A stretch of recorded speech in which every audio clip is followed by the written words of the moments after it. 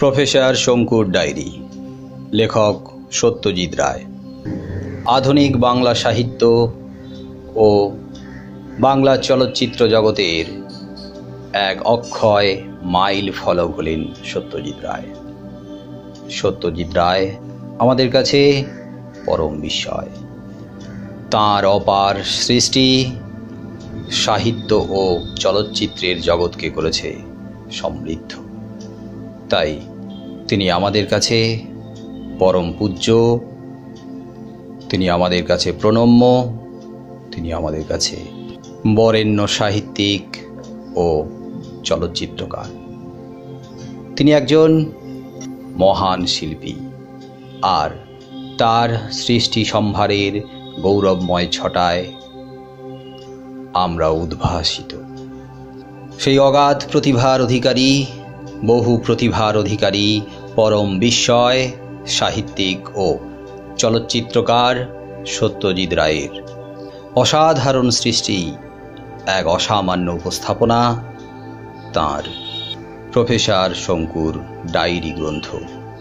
আর এই গ্রন্থের প্রফেসর শঙ্কুর চরিত্রটি সাহিত্যিকের আশ্চর্য প্রতিভার এক অনবদ্য নিদর্শন হল শঙ্কু।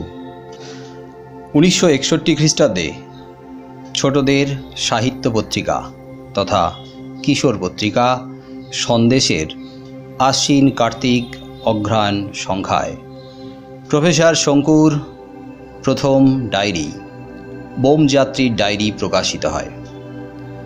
বাংলা সাহিত্যে কল্পবিজ্ঞানের ক্ষেত্রে প্রফেসর শঙ্কুরও আত্মপ্রকাশ ঘটে। 1965-তে গ্রন্থাগারে প্রথম প্রকাশিত হয় প্রফেসর শঙ্কু।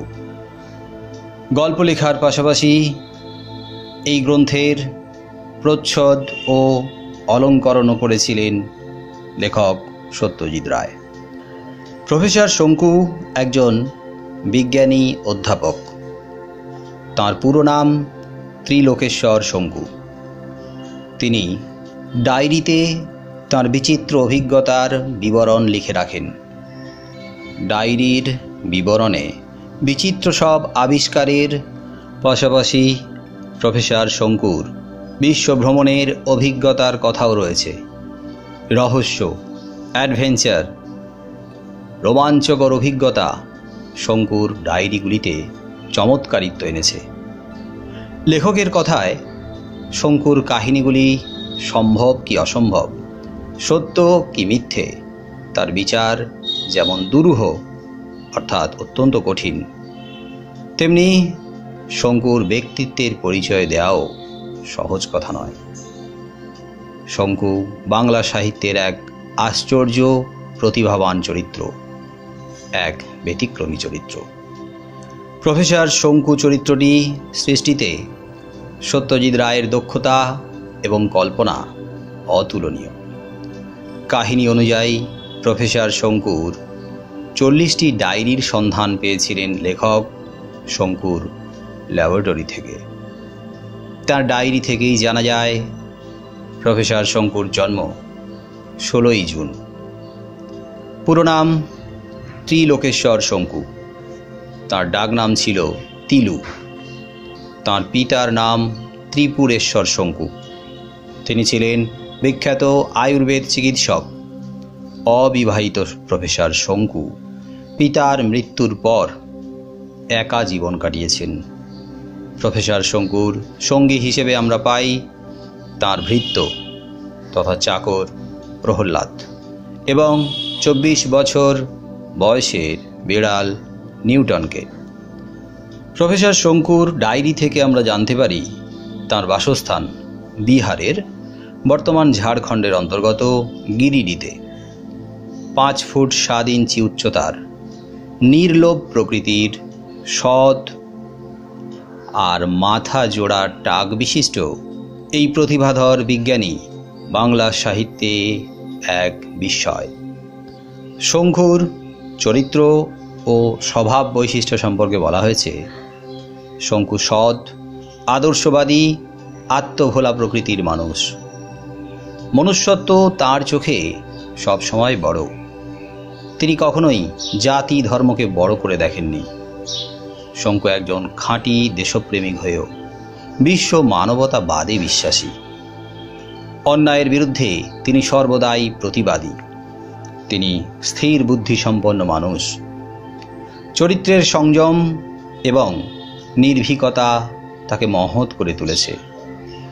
পৃথিবীর প্রাচীন সাহিত্য শিল্পের প্রতি শঙ্কুর অগাধ শ্রদ্ধা এবং ভূত প্রেতে বিশ্বাস ছিল। শঙ্কু নিয়মিত শরীরচর্চা করতেন, শরীরকে সুগঠিত করেছিলেন। তার কাছে স্বাস্থ্যই সম্পদ। শরীর মজবুত হলে, সুগঠিত হলে, শক্ত সমর্থ হলে অন্যায়কারীর বিরুদ্ধে লড়াই করা সম্ভব হয়, সহজ হয়ে যায়। প্রফেসর শঙ্কুর শিক্ষা সম্পর্কে বলা হয়েছে, তিনি গিরিডির স্কুল থেকে 12 বছর বয়সে ম্যাট্রিক পাশ করেন। 14 বছর বয়সে কলকাতার কলেজ থেকে তিনি আইএসসি পাশ করেন। আইএসসি মানে ইন্টারমিডিয়েট, যেটি হলো উচ্চ মাধ্যমিকের সমতুল্য বর্তমানে। আর 16 বছর বয়সে ফিজিক্স ও কেমিস্ট্রিতে ডাবল অনার্স নিয়ে বিএসসি পাশ করেন। শঙ্কুর কর্মজীবন সম্পর্কে বলা হয়েছে, শঙ্কু 20 বছর বয়সে কলকাতার স্কটিশ চার্চ কলেজে অধ্যাপনা শুরু করেন। আবিষ্কারক ও গবেষক হিসেবেই তার মূল পরিচিতি। অধ্যাপনার প্রারম্ভিক মুহূর্তে তিনি তরুণ হলেও, বয়সে তরুণ, এক অর্থে অল্প বয়সী হলেও তার সহজাত এক গাম্ভীর্যপূর্ণ ব্যক্তিত্ব তার আয়ত্তাধীন থাকায় ছাত্রদের কাছে তিনি কোনোদিন বিদ্রূপের পাত্রে পরিণত হননি। অধ্যাপনা তো শিক্ষকতার পেশায় বহাল থাকলেও তার প্রকৃত পরিচয় আবিষ্কারক হিসেবে। আবিষ্কারক ও গবেষক হিসেবেই তার মূল পরিচিতি। 70টিরও বেশি জিনিস তিনি আবিষ্কার করেছেন। তাঁর বিজ্ঞান চর্চার মূল অনুপ্রেরণা ছিল অ্যালবার্ট আইনস্টাইন। শঙ্কুর আবিষ্কারের মধ্যে রয়েছে লুপ্ত স্মৃতি ফেরানোর জন্য রিমেমব্রেন, সস্তায় আলো পাওয়ার জন্য লুমিনিম্যাক্স, ঘুমের ওষুধ সমলোনীল, অচেনা ভাষা ইংরেজিতে অনুবাদের জন্য লিঙ্গুয়া গ্রাফ, মঙ্গলে পাড়ি দেওয়ার জন্য রকেট, রোবট বিধুশেখর, ফিশপিল, আমলা গাছ, জীবন্ত প্রাণীর কঙ্কাল দেখার চশমা প্রভৃতি। বৈজ্ঞানিক আবিষ্কারগুলির জন্য নানা সম্মানও পেয়েছেন তিনি। পৃথিবীর নানা দেশে ভ্রমণ করেছেন, আবার তেমনি কখনো পৌঁছে গিয়েছেন মঙ্গল গ্রহে কিংবা সমুদ্রের মাঝের অজানা দ্বীপে। ইংল্যান্ডের জেরেমি সন্ডার্স এবং জার্মানির উইলহেলম ক্রোল বিশিষ্ট বন্ধু হিসাবে তাঁর নানান অভিযানের সঙ্গী হয়েছেন। গিরিডি নিবাসী অবিনাশচন্দ্র মজুমদার এবং মাকড়দহের শ্রী নকুড়চন্দ্র বিশ্বাসও তাঁর অভিযানের সঙ্গী হয়েছেন। তার ডায়েরির বর্ণনাতেই এরকম নানান কাহিনী উঠে এসেছে। প্রসঙ্গক্রমে তাঁর প্রতি সুইজারল্যান্ডের বিজ্ঞানী কর্নেলিয়াস হামবোল্ট ও ইতালির বিজ্ঞানী কাউন্ট লুইজি রন্ডির শত্রুতার কথা। শঙ্কুর কাহিনীর মূল্যায়ন হিসেবে বলা যায়, প্রফেসর শঙ্কু সত্যজিতের এক অনবদ্য কাল্পনিক চরিত্র, কল্পবিজ্ঞানের এক অসাধারণ সৃষ্টি। শঙ্কুর ডায়েরিতে যে উদ্ভট কল্পনার জগৎ সত্যজিৎ রায় গড়ে তুলেছেন তা তার অসামান্য কৃতিত্বের পরিচয় দেয়। সত্যজিৎ রায় এইসব কাহিনী লেখার সময় এমন ভাষা ব্যবহার করেছেন এবং এমন এক যুক্তিক্রম তৈরি করেছেন যে এইসব অবাস্তব কাহিনীগুলিও যেন বাস্তব হয়ে উঠেছে। শঙ্কুর কাহিনী তালিকায় রয়েছে প্রফেসর শঙ্কু ও হাড়, প্রফেসর শঙ্কু ও ইজিপসীয় আতঙ্ক, প্রফেসর শঙ্কু ও ম্যাকাও, প্রফেসর শঙ্কু ও আশ্চর্য পুতুল, প্রফেসর শঙ্কু ও গোলক রহস্য, প্রফেসর শঙ্কু ও চিচিং, প্রফেসর শঙ্কু ও ভূত, প্রফেসর শঙ্কু ও খোকা, প্রফেসর শঙ্কু ও রোব, প্রফেসর শঙ্কু ও রক্ত মৎস্য রহস্য, প্রফেসর শঙ্কু ও কোচাবাম্বার গুহা, প্রফেসর শঙ্কু ও গরিলা, প্রফেসর শঙ্কু ও বাগদাদের বাক্স, স্বপ্নদ্বীপ, আশ্চর্য প্রাণী, মরু রহস্য, করভাস, বোমযাত্রীর ডায়েরি, এক শৃঙ্গ অভিযান, ডক্টর শেরিংয়ের স্মরণ শক্তি, হিপনোজেন, শঙ্কুর শনির দশা, শঙ্কুর সুবর্ণ সুযোগ, মুনরো দ্বীপের রহস্য, কম্পু, মহাকাশের দূত, নকুরবাবু ও এল ডোরাডো, শঙ্কুর কঙ্গো অভিযান, প্রফেসর শঙ্কু ও ইউএফও, আশ্চর্যজন্তু, প্রফেসর রন্ডির টাইম মেশিন, প্রফেসর শঙ্কু ও আদিম মানুষ, নেফ্রুদেতের সমাধি, শঙ্কুর পরলোক চর্চা, শঙ্কু ও ফ্র্যাঙ্কেনস্টাইন, ডক্টর ড্যানিয়েলের আবিষ্কার, ডন ক্রিস্টোবাল্ডির ভবিষ্যৎবাণী, স্বর্ণপর্ণী, ইন্টেলেকট্রন, ড্রেলেক্স আইল্যান্ডের ঘটনা, প্রফেসর শঙ্কুর আবিষ্কারসমূহ। প্রফেসর শঙ্কুর গিরিডির বাসগৃহে একটি পৃথক ল্যাবরেটরি ছিল। সেখানে তিনি একাধিক অত্যদ্ভুত সামগ্রীর উদ্ভাবন ঘটিয়ে নিজের অদ্ভুত কর্মপ্রতিভার পরিচয় দিয়েছেন। তিনি অদ্ভুত সব আবিষ্কারের মধ্য দিয়ে সারা বিশ্বে আবিষ্কারক হিসেবে নিজের প্রতিভার স্বীকৃতি আদায় করে নিয়েছেন। তার আবিষ্কারগুলির মধ্যে অন্যতম হল মিরাকিউরাল। মিরাকিউরাল এক বিশেষ প্রকারের ওষুধ যা যে কোনো প্রকারের অসুখের বিনাশ সাধন করতে সক্ষম। সাধারণ দীর্ঘকালীন সর্দি কাশি থেকে শুরু করে ক্যান্সারের মতো মরণ ব্যাধি সব কিছুরই নিরাময় সম্ভব মিরাকিউরালের কল্যাণে। স্বর্ণপর্ণী গাছের পাতা থেকে এই ওষুধ তৈরি, যাতে প্রায় সব রকমের প্রোটিন উপস্থিত। এই ওষুধের বাংলা নাম সর্বরোগ নাশক বড়ি, miracle cure for all complaints. এর সংক্ষিপ্ত রূপ হল মিরাকিউরাল, অর্থাৎ সর্বরোগ নাশক। অ্যানাইহিলিন, এটি এক ধরনের বিশেষ পিস্তল যা রক্তক্ষয়ের পরিবর্তে আক্রমণকারীকে নিশ্চিহ্ন করে দিতে পারে, উধাও করে দিতে পারে। অর্থাৎ আঘাত না করে এই পিস্তল দিয়ে গায়েব করে দেওয়া যায় শত্রুকে। তারপরে আছে সাংকোপ্লেন, মহাকর্ষ বলের প্রতিরোধক ক্ষমতা সম্পন্ন একটি ক্ষুদ্রাকায় বাষ্পচালিত মহাকাশযান, যা যে কোনো বস্তুকে পৃথিবীর কেন্দ্রাতিক বলের প্রভাব মুক্ত করে উড়িয়ে নিয়ে যেতে পারে। এ এক অদ্ভুত ধরনের আকাশযান, মহাকাশযান। তারপরে হলো সাংকোভাইট, মহাকাশ বলের প্রতিরোধকারী এক প্রকার সংকর ধাতু, যা দিয়ে তৈরি সাংকোপ্লেন।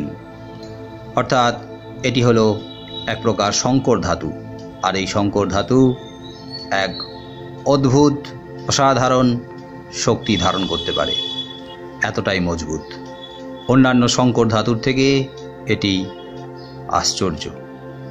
তারপরে আছে ওমনিস্কোপ, দূরবীন যন্ত্র ও অনুবীক্ষণ যন্ত্রের মিশ্র ক্ষমতা সম্পন্ন একটি চশমা বিশেষ ওমনিস্কোপ।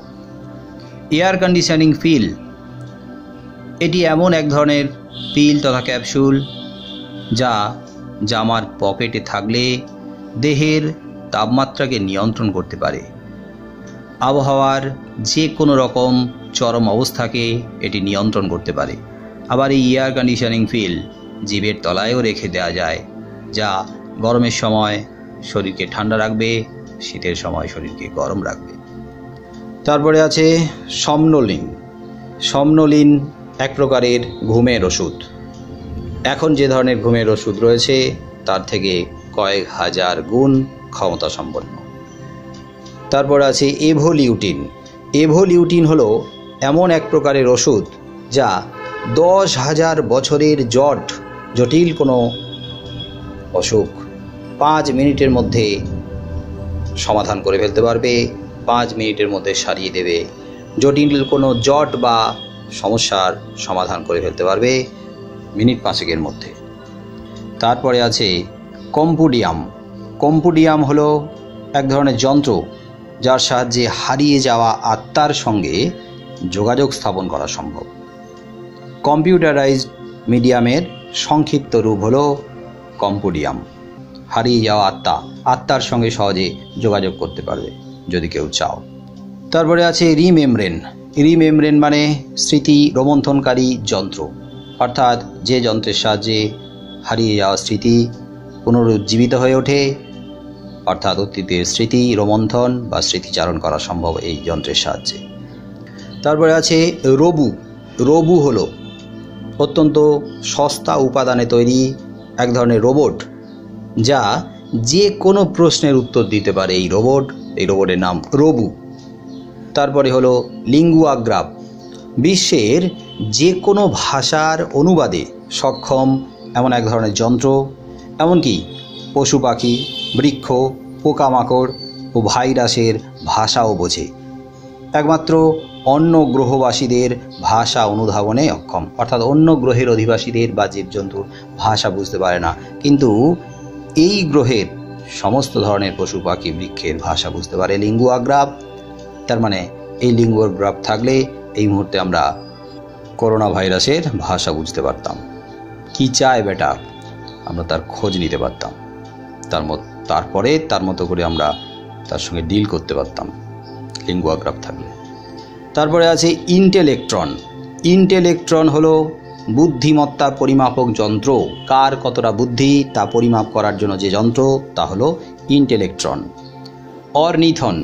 অর্নিথন যন্ত্রের কথা আছে আমাদের করভাসে।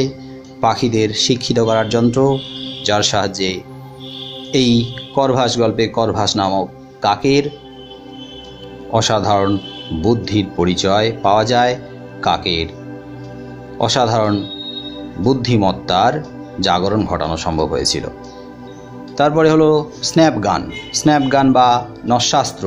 এই স্ন্যাপগান বা নস্যাস্ত্রের কথাও করভাসে রয়েছে, বোম যাত্রীর ডায়েরিতে আছে। এর আগে তোমাদের বোম যাত্রীর ডায়েরি তোমরা পড়ে নিয়েছো, সেখানে ছিল। এটি এমন এক ধরনের বন্দুক যা প্রায় 33 ঘন্টার ক্রমান্বয়ে হাঁচির কারণ হয়ে উঠতে পারে, অর্থাৎ একটানা 33 ঘন্টা ধরে একটা মানুষ হাঁচতে থাকে যদি স্ন্যাপগান বা নস্যাস্ত্র দিয়ে তাকে আঘাত করা হয়। প্রফেসর শঙ্কু তার ভৃত্য প্রহ্লাদকে স্ন্যাপগান দিয়ে আঘাত করেছিল, তার হাঁচি 33 ঘন্টা ধরে চলেছিল। তারপরে হলো দুঃস্বপ্ন প্রদায়ক ওষুধ। এমন এক ওষুধ যা দীর্ঘকালীন ঘুম ও দুঃস্বপ্ন প্রদানকারী, অর্থাৎ এই ওষুধ প্রয়োগ করলে বহুকাল ধরে বহুদিন ধরে ঘুমিয়ে থাকবে আর ভয়ঙ্কর ভয়ঙ্কর দুঃস্বপ্নও দেখতে থাকবে। মহাভারতের জিহ্বনাস্ত্র থেকে এই আইডিয়া বা ধারণাটা শঙ্কু পেয়েছিলেন। তারপরে বিধুশেখর। বোমযাত্রী ডায়েরিতে আছে বিধুশেখরের কথা। মানবীয় চিন্তা শক্তি সমৃদ্ধ যন্ত্র মানব, অর্থাৎ রোবট, অসাধারণ ক্ষমতা সম্পন্ন। তারপরে আছে ফিশপিল। প্রধানত বিড়ালের জন্য তৈরি এক ধরনের বড়ি বা খাবার, ফিশ তথা মাছ দিয়ে তৈরি করা পিল বা বড়ি, আর এটা খেলে বিড়ালের খাওয়ার ইচ্ছে চলে যায়, অর্থাৎ এই একটা বড়ি খেলেই অনেক দিন ধরে তার খিদে বন্ধ হয়ে যায়। বটিকা ইন্ডিকা। বটিকা ইন্ডিকা বা বটিক ইন্ডিকাও বলা হয় বট গাছের ফল থেকে তৈরি মানব খাদ্যের পরিপূরক, যার একটা বড়ি 24 ঘন্টার জন্য খিদে নিবৃত্তি ঘটায়, অর্থাৎ একটা বড়ি খেলেই 24 ঘন্টার জন্য মানুষের আর খিদে চেষ্টা থাকবে না। বটিক ইন্ডিকা বা বটিকা ইন্ডিকা। প্রফেসর শঙ্কু যখন মঙ্গলে যাত্রা করেছিল তখন বটিক ইন্ডিকা আর ফিশপিল নিয়ে গিয়েছিল সাথে করে। সাংকোপ্লাস্ট। সাংকোপ্লাস্ট হলো এক অদ্ভুত ধরনের প্লাস্টিক, অত্যদ্ভুত প্লাস্টিক বা অদ্ভুত ধরনের প্লাস্টিক। এই প্লাস্টিকের সাহায্যে সাধারণ যে সমস্ত প্লাস্টিক তার থেকে কয়েক গুণ বেশি কার্যকারিতা রয়েছে বা প্রয়োগ গুণ রয়েছে। মার্জারিন। মার্জারিন হলো বিড়ালের আয়ু বর্ধনকারী ওষুধ। বিড়ালের আয়ু বাড়িয়ে দেয় এই মার্জারিন।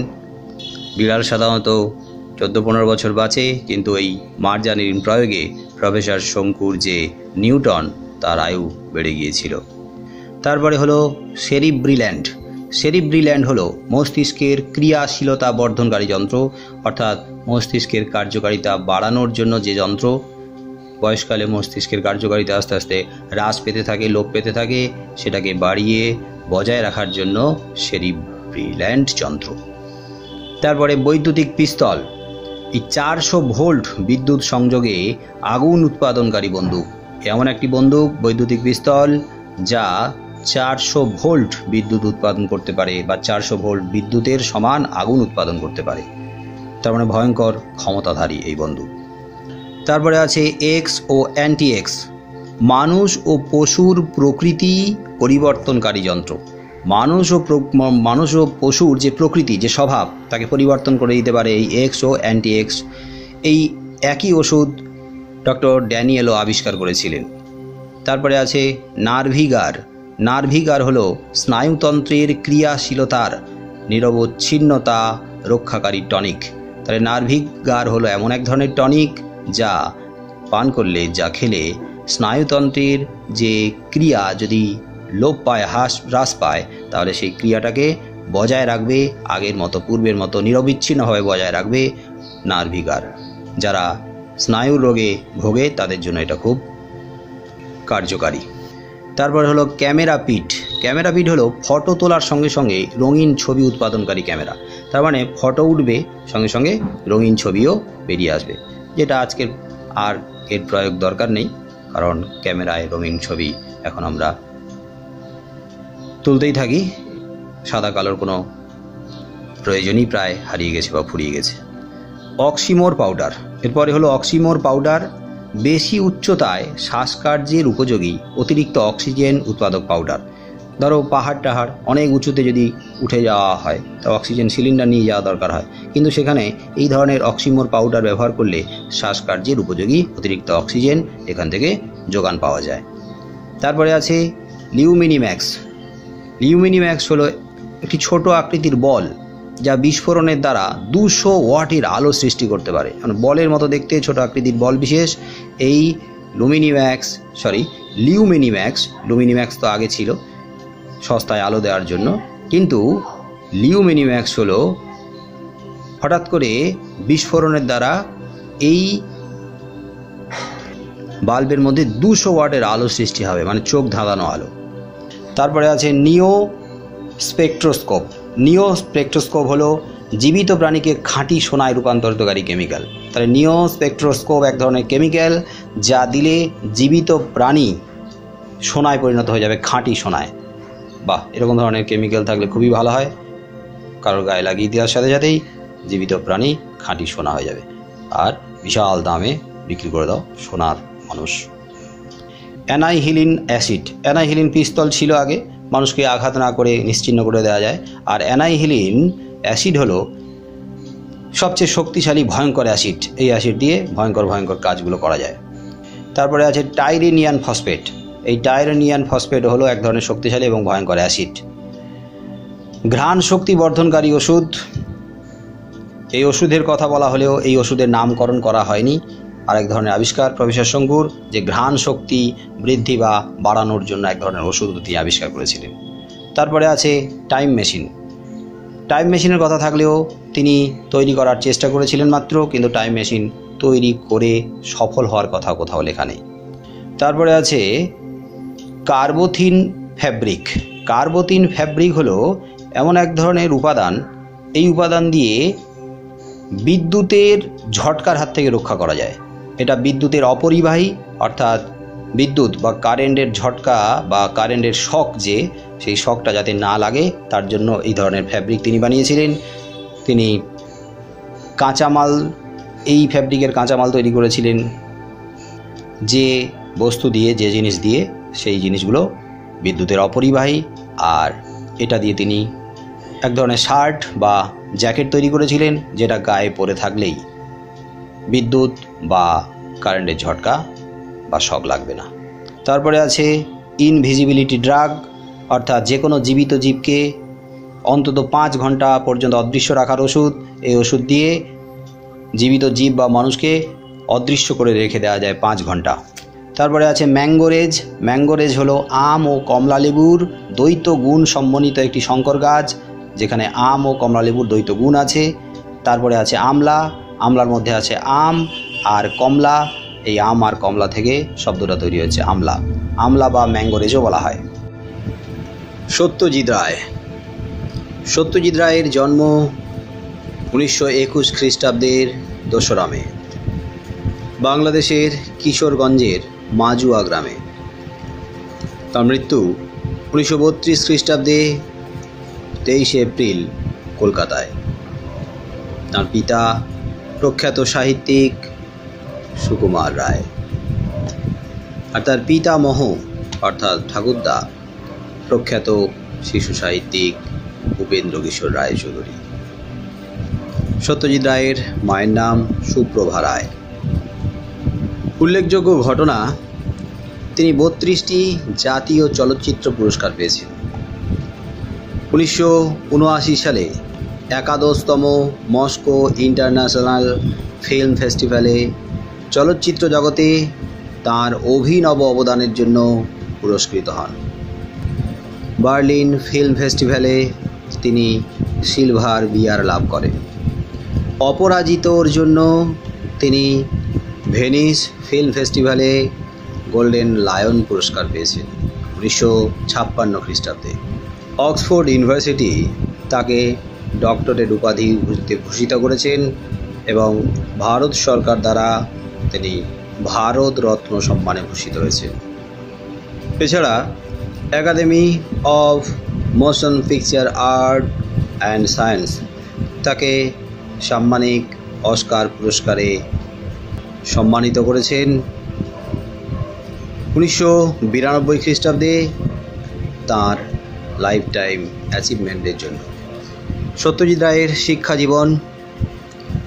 বর্তমান কলকাতা প্রেসিডেন্সির এক বিখ্যাত সাহিত্যিক পরিবারে তার জন্ম। তার পিতামহ উপেন্দ্র কিশোর রায় চৌধুরী ব্রাহ্ম সমাজ আন্দোলনের সঙ্গে জড়িত এক প্রখ্যাত শিশু ও কিশোর সাহিত্যিক। তার পিতা সুকুমার রায় ছিলেন বাংলা সাহিত্য ননসেন্স রাইমের প্রবর্তক। কিন্তু এক প্রখ্যাত পরিবারে জন্ম হলেও সত্যজিৎ রায়ের প্রাথমিক জীবন খুব একটা সহজ ছিল না। মাত্র 2.5 বছর বয়সে তাঁর পিতৃবিয়োগ ঘটলে, অর্থাৎ পিতার মৃত্যু হলে, তিনি মামার বাড়িতে প্রতিপালিত হতে থাকেন। তিনি কলকাতার বালিগঞ্জ গভর্নমেন্ট হাই স্কুল থেকে ম্যাট্রিক পাস করেন এবং প্রেসিডেন্সি কলেজ থেকে অর্থনীতিতে স্নাতক ডিগ্রি লাভ করেন। যদিও আর্ট তথা কলার প্রতি তার আকর্ষণ চিরকালীন। তারপর তার মা তাকে বিশ্বভারতীতে গিয়ে পড়াশোনা করতে বললে কলকাতার প্রতি ভালোবাসা ও শান্তিনিকেতনের জীবন ব্যবস্থা সম্পর্কে অনীহা হেতু মায়ের প্রস্তাবে তিনি রাজি হননি। তবে পরে তিনি রাজি হয়েছিলেন ও বিশ্বভারতীতে পরবর্তী পর্যায়ে পড়াশোনার জন্য ভর্তি হয়েছিলেন। এর আগে 1928 খ্রিস্টাব্দে মায়ের সঙ্গে শান্তিনিকেতনে গিয়ে প্রথম রবীন্দ্রনাথ ঠাকুরকে দেখেন সত্যজিৎ রায়। রবীন্দ্রনাথ তাকে বহুদিন ধরে বহু ক্রোশ দূরে কবিতাটি লিখে স্নেহ উপহার দিয়েছিলেন। পরবর্তীতে শান্তিনিকেতনে শিক্ষা লাভের জন্য গেলে তিনি সেখানে শিল্পী হিসেবে বিনোদ বিহারী মুখোপাধ্যায়কে তার শিল্প গুরু হিসেবে পেয়েছিলেন। আর এখানেই প্রকৃতির সৌন্দর্যের প্রতি সত্যজিতের গভীর অনুরাগ জন্মায়। পরবর্তীকালে তিনি নিজেই বলেছিলেন যে শান্তিনিকেতনে না গেলে তিনি হয়তো পথের পাঁচালী চলচ্চিত্র নির্মাণ করতে পারতেন না। 1942 সালে তার শিক্ষার সমাপ্তির পর তিনি কলকাতায় ফিরে আসেন। কর্মজীবনে 1943-এ তিনি তার কর্মজীবন শুরু করেন ডিজে কেমান নামক একটি ব্রিটিশ বিজ্ঞাপন সংস্থার জুনিয়র ভিজুয়ালাইজার হিসেবে। কিন্তু সেখানে ভারতীয়দের প্রতি অসম ব্যবহার তাকে অত্যন্ত দুঃখিত পীড়িত করে। পরে তিনি সিগনেট প্রেস নামক নবগঠিত প্রকাশনা সংস্থার সঙ্গে যুক্ত হন। 1947 খ্রিস্টাব্দে তিনি চিদানন্দ দাশগুপ্ত সহ কয়েকজন বন্ধুর সঙ্গে মিলে ক্যালকাটা ফিল্ম সোসাইটি গড়ে তোলেন। এখান থেকেই শুরু হয় তাঁর চলচ্চিত্র নির্মাতার জীবন। ফরাসি পরিচালক জিন রিনারের দ্য রিভার নামক শুটিং দেখে তিনি পথের পাঁচালী নির্মাণের অনুপ্রেরণা পান। 1950 থেকে 1959 খ্রিস্টাব্দে তাঁর জীবনে অপু পর্যায় হিসেবে চিহ্নিত হতে পারে। তারপর একে একে দেবী, কাঞ্চনজঙ্ঘা, চারুলতা, নায়ক, গোপীগায়েন, বাঘাবায়েন, অরণ্যের দিনরাত্রি, প্রতিদ্বন্দ্বী, সীমাবদ্ধ, জানা অরণ্য, সোনার কেল্লা, জয় বাবা ফেলুনাথ, শতরঞ্জ কে খিলাড়ি, হীরক রাজার দেশে, গুপি বাঘা ফিরে এলো ইত্যাদি প্রায় 40টি চলচ্চিত্রের পরিচালনা করেছেন। তাঁর রচনা সম্ভারের মধ্যে ফেলুদার কাহিনীসমূহ, প্রফেসর শঙ্কর ডায়েরি কিংবা মোল্লা নাসির উদ্দিনের কীর্তি কাহিনীমূলক ছোট গল্পের সংকলন তাঁর রচনাসমূহের অন্যতম। এই ছোট গল্পগুলি বিভিন্ন সময়ে 12টি করে ছোট গল্পের সংকলন রূপে প্রকাশিত হয়েছিল, একের পিঠে 2, এবারও 12 ইত্যাদি নামে। এছাড়া তাঁর ননসেন্স ভার্স, তোড়ায় বাঁধা ঘোড়ার ডিম, আত্মজীবনী যখন ছোট ছিলাম, চলচ্চিত্র সংক্রান্ত প্রবন্ধ আওয়ার ফিল্ম দেয়ার ফিল্ম, বিষয় চলচ্চিত্র, একেই বলে শুটিং প্রভৃতির নাম উল্লেখযোগ্য। রচনা বৈশিষ্ট্য হিসেবে বলা যায় সত্যজিৎ রায়ের প্রধানতম পরিচয় তিনি চলচ্চিত্র জগতে অস্কার বিজয়ী পরিচালক। কিন্তু অপরদিকে তাঁর সাহিত্য সাধনা ইতিহাসও সুদীর্ঘ। ফেলুদা, প্রফেসর শঙ্কু, বঙ্কুবাবু, তারিণী খুড়োর গল্প, মোল্লা নাসির উদ্দিনের গল্প, অন্যান্য গল্প, কবিতা প্রভৃতি রচনা করে বাংলা সাহিত্যের ভাণ্ডারকে তিনি সমৃদ্ধ করে তুলেছেন। তার মধ্যে ফেলুদা সিরিজে গোয়েন্দাধর্মী, রহস্যময়, রোমাঞ্চকর অভিজ্ঞতা বর্ণনা প্রায় 30-এর উপরে গল্প আছে। প্রফেসর শঙ্কু সিরিজে রহস্যময়তার মোড়ক বিজ্ঞানধর্মিতায় পর্যবসিত। আবার বঙ্কুবাবুর বন্ধু গল্পটি পুরোপুরি বাংলায় বৈজ্ঞানিক দ্বন্দ্বের সমন্বয়বাদী গল্প। তারিণী খুড়োর গল্প সিরিজে নিজে একদিকে যেমন নিজের জীবনের বিচিত্র অভিজ্ঞতার সন্নিবেশ ঘটেছে, অন্যদিকে তেমনি রোমাঞ্চ, ভূতের ভয় অর্থাৎ ভৌতিকতার প্রাধান্যও দিয়েছেন। শুধু তাই নয়, এ শ্রেণীর গল্পের মধ্যে সত্যজিৎ রায় নির্মল বুদ্ধির হাস্যরস পরিবেশন করেছেন। অন্যান্য গল্পগুলিতে তিনি সামাজিক সুস্থিতির সুরুচিপূর্ণ পরিবেশ চয়ন করেছেন। সাধারণভাবে এ শ্রেণীর রচনার প্রসাদ গুণ অতৃপ্তির ব্যঞ্জনায় সমাপ্ত। বর্ণনা কুশলতা যতই সহজবোধ্য হোক না কেন, এতে রহস্যময়তার অবিস্মরণীয় অনুভূতির প্রকাশ ঘটেছে। অন্যদিকে এসব গল্পের সাধারণ জীবনবোধ বা ঘটনা পাঠক মনে সুগভীর রেখাপাত করে। রোমহর্ষক ভাবের গল্পগুলির ভাষাও সহজ সরল ও সাবলীল। আবার সত্যজিৎ রায়ের যে সকল অনুদিত গল্প আছে সেগুলি অত্যন্ত রোমাঞ্চকর। উদাহরণস্বরূপ ব্রাজিলের কালো মেঘ গ্রন্থটির কথা উল্লেখ করা যায়। অন্যান্য গল্পগুলিতে কল্পনার প্রবণতার বৈশিষ্ট্য, সুজন হারানো গল্প, শুটিং জীবনের অভিজ্ঞতা, বাল্য জীবনের স্মৃতিচারণ ও চলচ্চিত্র সমালোচনাও প্রকাশ পেয়েছে। এসব ক্ষেত্রে রচনা গুণের অসাধারণত্ব চোখে পড়ে। তাঁর রচনায় ঋজুতা অর্থাৎ একেবারে সহজ সরলভাবে সোজাভাবে বলা, সুগভীর দার্শনিক উপলব্ধি, রহস্যময়তার বিপুল সম্ভার, ভ্রমণ সাহিত্যের নানান উপাদান ও উপকরণ, বৈজ্ঞানিক অনুসন্ধিৎসা তথা রোমাঞ্চকর অনুভূতি এবং গবেষণামূলক বিশ্লেষণী মনোভঙ্গির পরিচয় মেলে। প্রফেসর শঙ্কু একজন বিশ্বপথিক। সত্যজিৎ রায়ের রচনার প্রধান বৈশিষ্ট্য, তিনি বিশেষত তরুণ পাঠককুল ও শিশু মনস্তত্ত্ব উপযোগী রচনা সৃষ্টি করেছেন। বিভূতিভূষণ বন্দ্যোপাধ্যায়ের পথের পাঁচালী উপন্যাসকে সত্যজিৎ রায় রূপায়িত করেছেন চলচ্চিত্রে। এটি তার সর্বশ্রেষ্ঠ শিল্পকীর্তি। তার শিল্পীর চোখ এবং সাহিত্যিক ভাবনার মেলবন্ধনে তার প্রথম চলচ্চিত্র পথের পাঁচালী সর্বকালের উচ্চ মানের সৃষ্টিতে পরিণত হয়েছে। সারা বিশ্বে প্রভূত প্রশংসা পেয়েছেন সত্যজিৎ রায়। এই ছবির প্রকৃতির মাধুর্য, অপু দুর্গার শৈশব জীবন, দুঃখ দারিদ্র্যের সঙ্গে জীবনের সংগ্রাম বাংলা চলচ্চিত্রকে এক নতুন পথ দেখিয়েছে। তার কল্পবিজ্ঞান কাহিনীর প্রধান চরিত্র প্রফেসর শঙ্কু ডায়েরির প্রফেসর শঙ্কু বাংলা শিশু কিশোর সাহিত্যের এক শ্রেষ্ঠ চরিত্র। সত্যজিৎ রায়ের প্রফেসর শঙ্কুর ডায়েরি। সত্যজিৎ রায় বাংলা সাহিত্য ও চলচ্চিত্র জগতে এক পরম বিস্ময়। তিনি বাংলা সাহিত্য ও চলচ্চিত্র জগতের প্রবাদ পুরুষ, এক অক্ষয় মাইল ফলক। বাংলা চলচ্চিত্রের বিপুল সম্ভাবনার দ্বার যেমন তিনি খুলে দিয়েছেন, তেমনি বহু বিচিত্র সম্ভারে বাংলা সাহিত্যকে করেছেন সমৃদ্ধ। তার বলিষ্ঠ প্রতিভার ছটায় বাংলা সাহিত্য হয়েছে উদ্ভাসিত। আধুনিক সাহিত্য আরও আধুনিকতার উৎকর্ষ ছুঁয়েছে তাঁরই লেখনীরূপ জাদু কাঠির ছোঁয়ায়।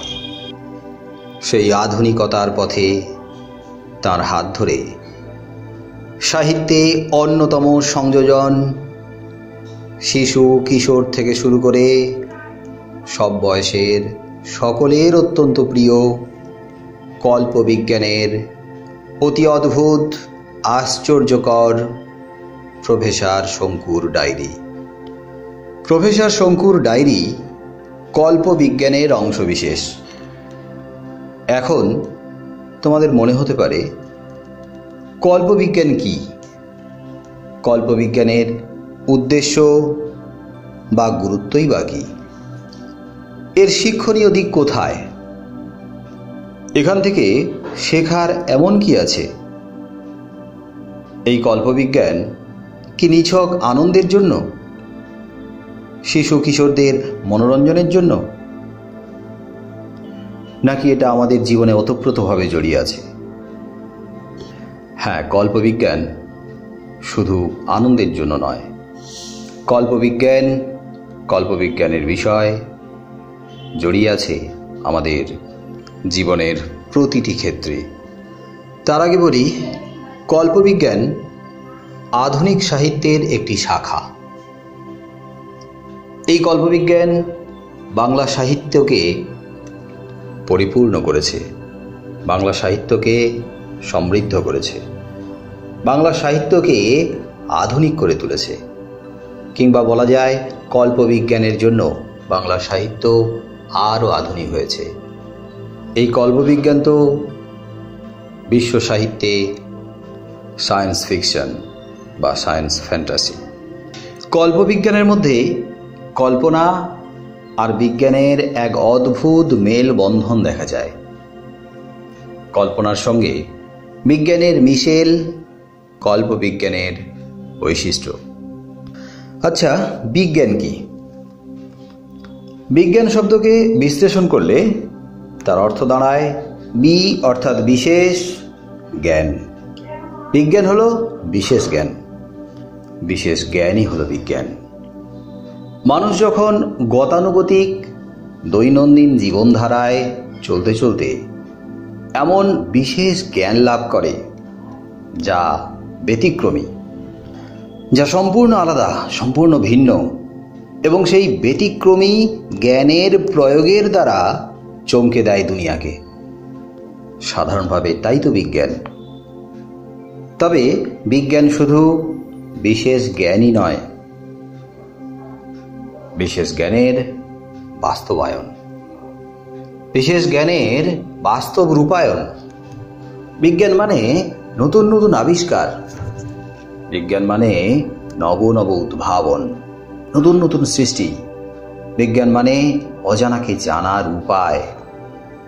বিজ্ঞান মানে অদেখাকে দেখার মাধ্যম। বিজ্ঞান মানে রহস্যময়তার জটিল আবরণকে উন্মোচিত করা। বিজ্ঞান মানে অলৌকিক ঘটনাকে লৌকিকতার মাঝে নিয়ে আসা। বিজ্ঞান মানে যুক্তি, বিজ্ঞান মানে বাস্তব, বিজ্ঞান মানেই সম্ভব।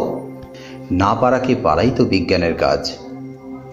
বিজ্ঞান মানে বিচার বিশ্লেষণ। বিজ্ঞান মানে গাঢ় অন্ধকারের মাঝে হাতড়ে বেড়ানো হঠাৎ এক ঝলক আলোর ছটা।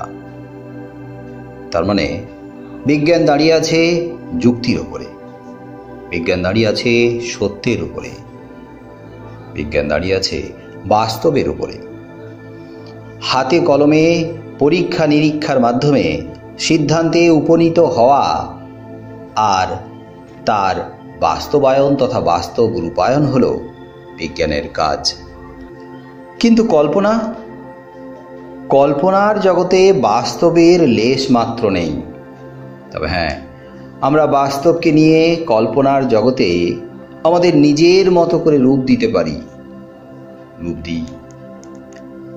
এই জগৎ মনের জগৎ, সেখানে সীমা পরিসীমা নেই। সেই জগতে মন গণ্ডির বেড়ায় আবদ্ধ থাকে না, কিংবা বেড়াজালের মধ্যে আবদ্ধ থাকতে চায় না। কল্পনার জগতে মন হালকা ডানা মেলে আপন খেয়ালে উড়ে যায়, ভেসে চলে দিক বিদিক জ্ঞান শূন্য হয়ে, পাগলের মতো।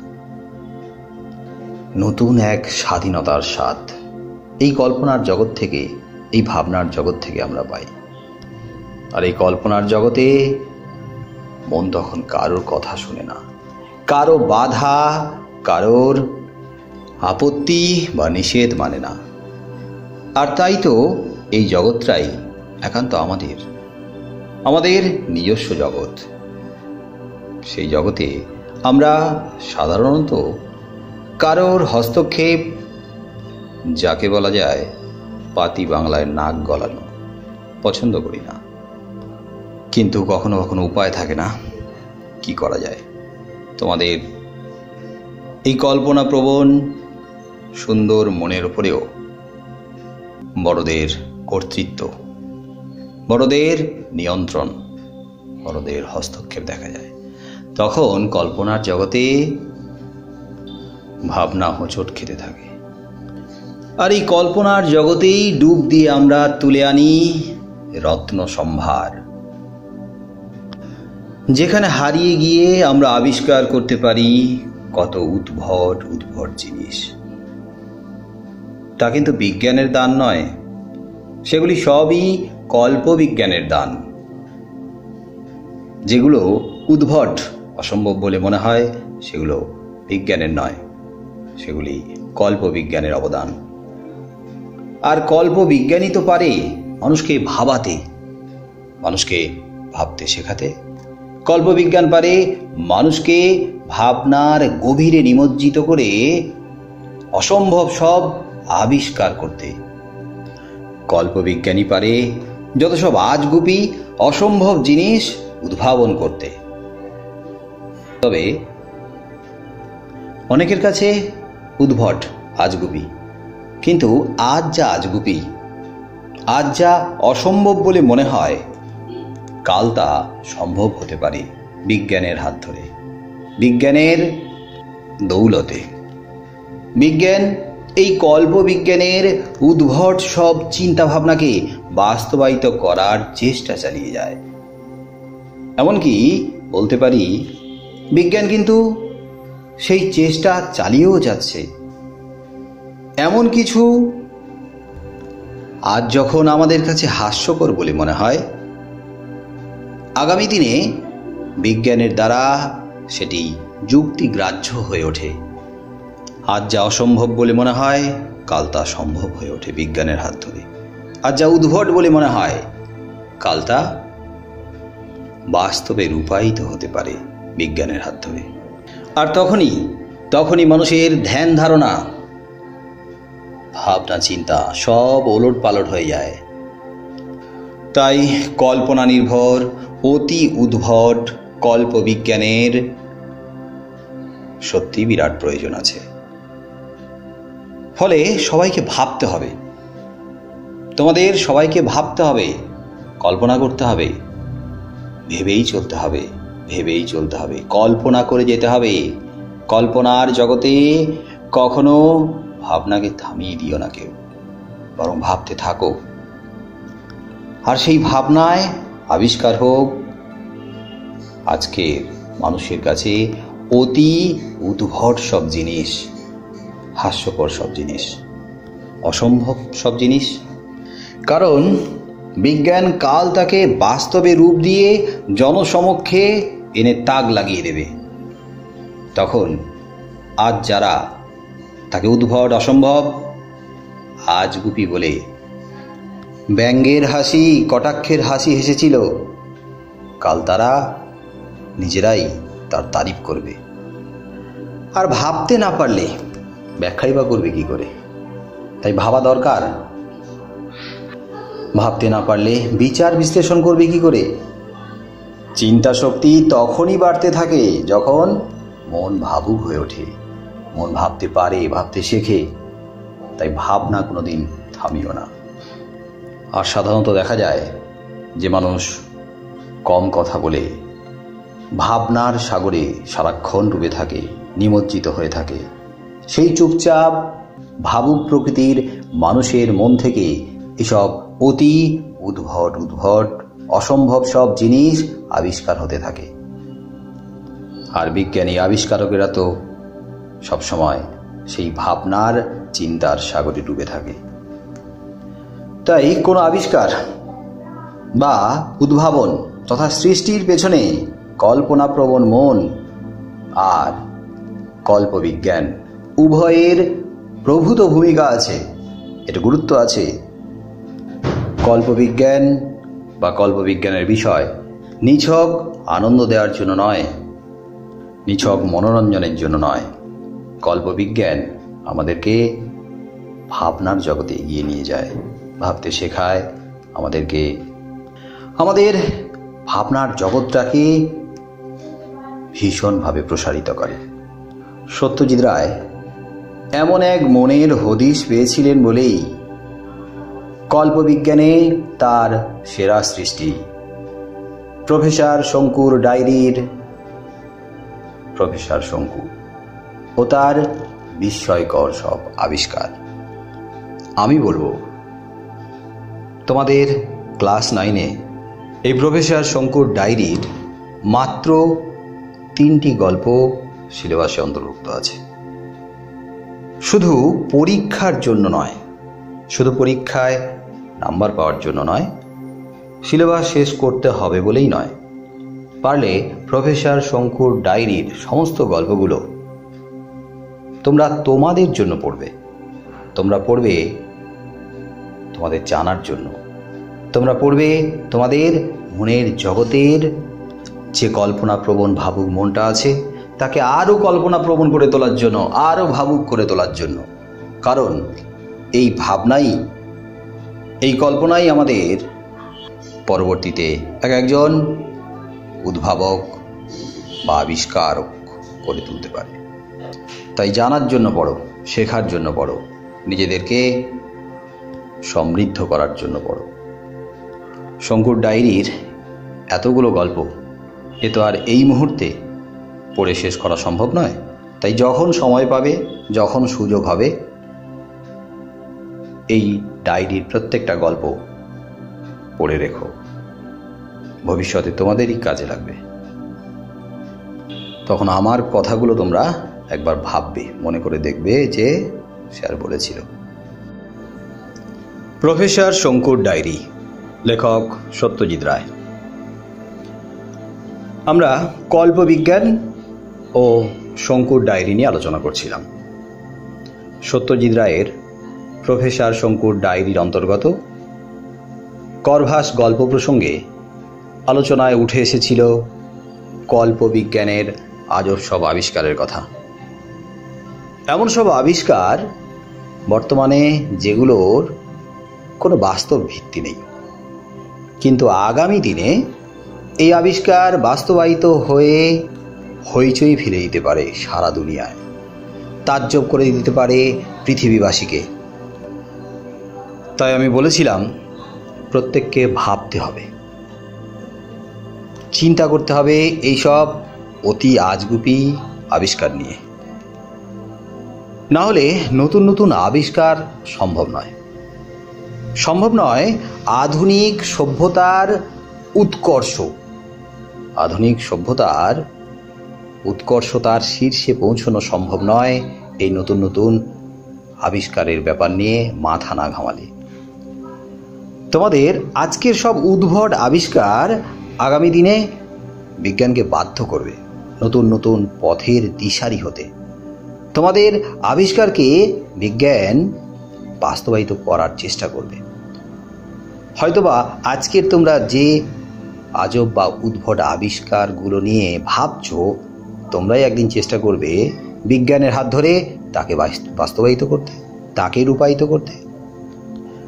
তোমরা প্রত্যেকে ভেবে দেখো তো, এরোপ্লেন আবিষ্কারের আগে মানুষ যখন আকাশে উঠতে শেখেনি, তখন কি মানুষের মনে আসেনি এমন ভাবনা যে যদি আমি আকাশে পাখির মতো ডানা মেলে উঠতে পারতাম, ডানা মেলে ভেসে বেড়াতে পারতাম, এদিক ওদিক চলে যেতে পারতাম নিজের খেয়ালে আপন মনে, নিজে নিজেই তখন কত দূর দেশে পাড়ি দিতাম। হ্যাঁ, অবশ্যই মনে হয়েছিল, মনে এসেছিল এমন হারিয়ে যাওয়ার মতো স্বপ্ন।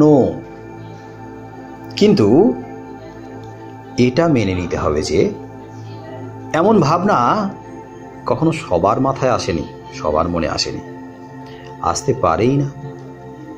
বরং বেশিরভাগের মতো আর 5 জন সমাজের ওই গতানুগতিকতার স্রোতে ঘা ভাসিয়ে দিয়েছিল। বেশিরভাগের মাথাতেই আসার কথা নয়, আর না আসাটাই স্বাভাবিক। এমন ভাবনা মাথায় আসাটাই তো অস্বাভাবিক। আর এর সাথে বলতে পারি, যারা আকাশে ভেসে বেড়াবার স্বপ্ন দেখেছিল,